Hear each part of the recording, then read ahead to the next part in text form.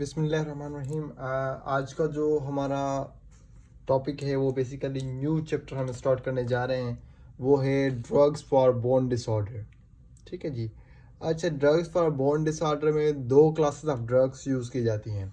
एक क्लास है जिसको हम कहते हैं बिसफॉस्फोनेट, और दूसरी क्लास है सिलेक्टिव ईस्ट्रोजन रिसेप्टर मॉड्यूलेटर। ठीक है जी। अच्छा, बिसफॉस्फोनेट की बात करें तो बिसफॉस्फोनेट में कुछ ड्रग्स आती हैं, एलेंडोनेट, आइबेंडोनेट, राइजेंटोनेट, जोलेंड्रोनिक एसिड, एटीडोनेट, पामीड्रोनेट, टाइल्यूडोनेट। ठीक है जी। ये ड्रग्स जो हैं बिसफॉस्फोनेट की सब इसमें आती हैं।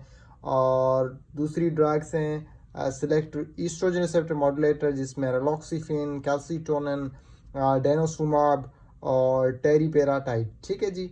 इन ड्रग्स के बारे में हम फर्दर डिस्कस करेंगे। इससे पहले हम देख लेते हैं कि बोन डिसऑर्डर क्या होता है और कौन कौन से बोन डिसऑर्डर जो हैं हमारे पास लिपिन कोड में मेंशन किए गए हैं। ठीक है जी। फर्स्ट ऑफ ऑल हम डिस्कस करते हैं जी बोन डिसऑर्डर। अच्छा जी, बोन डिसऑर्डर जो है बेसिकली लिपिन कोड में बताए गए हैं वो तीन तरह के हैं। एक होता है ऑस्टियोपोरोसिस, दूसरा है पेगेट डिजीज, तीसरा है ऑस्टियोमैलाशिया।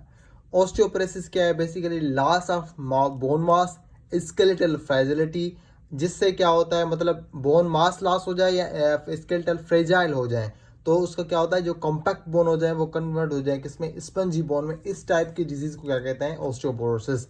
पेगेट क्या है? पेगेट में जो है बोन की रीमॉडलिंग, मतलब बोन का टूटना, उसमें फिर जुड़ना, फिर से बनना, तो इसको कहते हैं रीमॉडलिंग। उसमें कोई डिसऑर्डर आ जाए, ठीक है जी, और डिसऑर्गेनाइज्ड बोन बन जाए या उसका शेप वगैरह चेंज होता है, तो उसकी वजह इसको हम कहते हैं पेगेट डिजीज। पर इसमें होता क्या है? Bone pen, bone deformity and fracture. ठीक है जी। ऑस्टियोमैलाशिया क्या है? ऑस्टियोमैलाशिया में बोन की सॉफ्टनिंग हो जाती है। वो किसकी वजह से होती है? Due to the vitamin D deficiency. और इन चिल्ड्रेन में मोस्टली ये रिफर्ड की जाती है। अगर ये ऑस्टियोमैलाशिया चिल्ड्रेन में हो गई तो उसको रिफर किया जाता है एज अ रिकेट्शिया। अच्छा, नेक्स्ट टॉपिक है इसमें ही बोन रीमॉडलिंग का, जो कि रिपिन कोड में भी दिखाया गया है। बहुत ही इंटरेस्टिंग है basically remodelling. First of all होता यह है कि बोन रिजॉर्प्शन होती है। ठीक है जी। बोन रिजॉर्प्शन क्या होती है? हमें पता है कि दो तरह के सेल्स होते हैं, एक होता है ओस्टियोब्लास्ट, दूसरा होता है ओस्टियोक्लास्ट। ठीक है जी। ये क्या है? ये हमारा ओस्टियोक्लास्ट है और दूसरा होता है ओस्टियोब्लास्ट। ये जो ओस्टियोक्लास्ट सेल्स होते हैं वो क्या करते हैं? ब्रेक डाउन करते हैं बोन की। ठीक है जी। इस प्रोसेस को क्या कहते हैं? इस प्रोसेस को कहते हैं बोन रिजॉर्प्शन। ठीक है जी। बोन रिजॉर्प्शन होने के बाद क्या होती है? फिर से दूसरा स्टेप होता है बोन फॉर्मेशन। वो कौन कराता है? वो कराते हैं ओस्टियोब्लास्ट। ओस्टियोब्लास्ट क्या करता है? ये जो बोन बिल्ड कराता है, सिंथेसाइज कराता है बोन को। ठीक है जी। ये सेल बिल्ड करते हैं। तीसरा स्टेप है बोन मिनरलाइजेशन। उसी बोन में कैल्शियम फॉस्फेट की डिपोजिशन, इस स्टेप को कहते हैं बोन मिनरलाइजेशन। अच्छा, जो कैल्शियम फॉस्फेट डिपोजिट होता है उसको क्या कहते हैं? उसको कहते हैं हाइड्रोक्सी एपिटाइट। ठीक है जी। ये डिपोजिट हो जाता है मैट्रिक्स में। और ये बोन मिनरलाइजेशन होती है, जो स्ट्रेंथ जो होती है ना बोन की, उसके लिए बहुत ही ज़्यादा ज़रूरी होती है। अच्छा जी, इस बोन मिनरलाइजेशन के बाद क्या आता है? ये बोन जो है रेस्टिंग साइकिल में चला जाता है और अगेन वेट करता है कि बोन रीमॉडलिंग साइकिल कब स्टार्ट हो रही है। उसके बाद हमारा नेक्स्ट टॉपिक हम मूव करने जा रहे हैं टुवर्ड्स द ऑस्टियोपोरोसिस। ठीक है जी। ऑस्टियोपोरोसिस क्या है? अच्छा, ऑस्टियोपोरोसिस मोर कॉमन होती है किसमें? ओल्डर वुमेन्स में और मेंस में। ठीक है जी। ये अक्सर करके पोस्ट मेन्यूपाजल वुमेन में पाई जाती है बिकॉज ऑफ ईस्ट्रोजन। क्यों? क्योंकि ईस्ट्रोजन जो होता है प्रोमोट करता है कि उसको ऑस्टियोब्लास्ट को, ऑस्टियोब्लास्ट क्या करता है? बोन फॉर्मेशन करते हैं। ठीक है जी।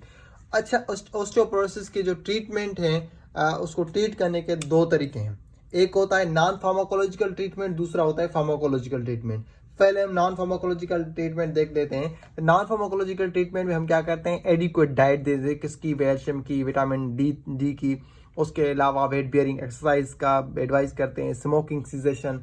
ठीक है जी। उसके साथ साथ अवॉइड ड्रग्स, उन ड्रग्स को अवॉइड करें जिसकी वजह से जो है आपका बोन लॉस हो रहा है। लाइकवाइज कॉर्टिकोस्टेरॉइड्स हो गए, कुछ प्रेडनिसोन। कॉर्टिकोस्टेरॉइड में मोस्ट कॉमन जो है बोन लॉस करने वाला ड्रग प्रेडनिसोन है, 5 मिलीग्राम पर डे के हिसाब से जो डोज लेते हैं वो बोन लॉस करवाती है।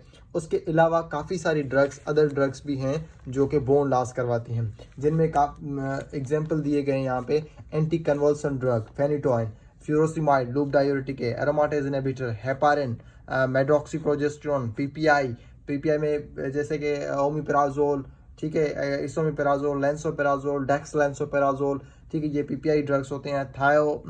थायाजोलिडोन्स, और उसके अलावा थायराइड जो ड्रग्स होती हैं, थायराइड एक्सेस रिप्लेसमेंट थेरापी में। अच्छा, ये सारी की सारी जो ड्रग्स है वो करवाती हैं क्या, ऑस्टियोपोरोसिस करवाती हैं, और इनको अवॉइड करके हम जो ऑस्टियोपोरोसिस से बच सकते हैं। इस किस्म के जो ट्रीटमेंट है इसको कहते हैं नॉन फार्माकोलॉजिकल ट्रीटमेंट।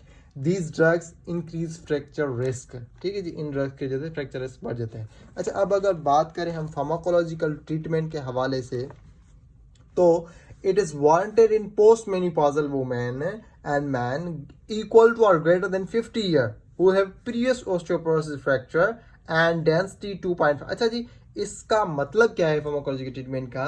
ये तब दिया जाता है जब कोई मर्द हो जो 50 ईयर से ज़्यादा एज हो या उसके बराबर एज हो, या वुमेन हो तो उसकी 50 ईयर से ज़्यादा, उससे कम, उससे बराबर एज वाली हो, पोस्ट मेनोपॉजल कंडीशन हो।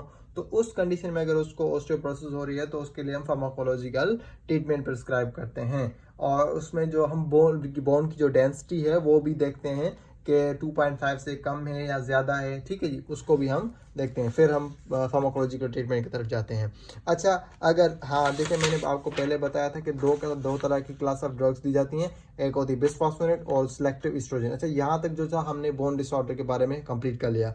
अब हम जाएंगे बिसफॉस्फोनेट की तरफ, ठीक है जी।